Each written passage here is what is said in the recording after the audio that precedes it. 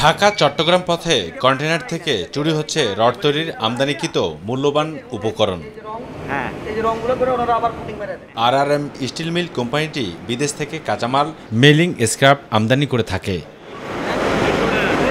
তবে সর্বশেষ 2 দফায় 3টি প্যাকিং লিস্টে 65টি কন্টেইনার আসে।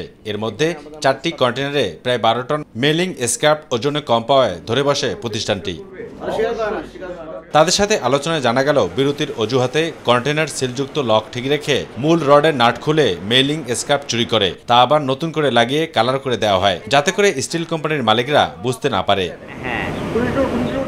কিভাবে ঘটল এমন ঘটনা তা অকপটে স্বীকার করলেন চোর চক্রের সদস্য ও কন্টেইনার মালিক পক্ষ।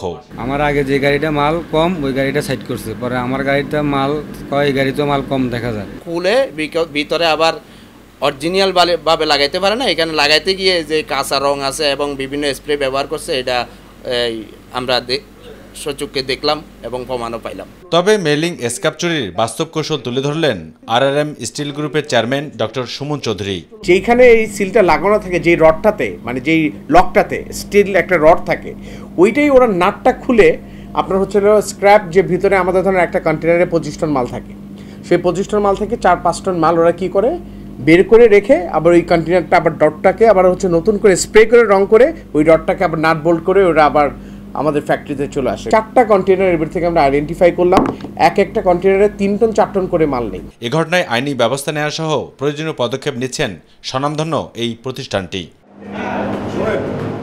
অবু সৈয়দ অপু, মাই টিভি, ঢাকা।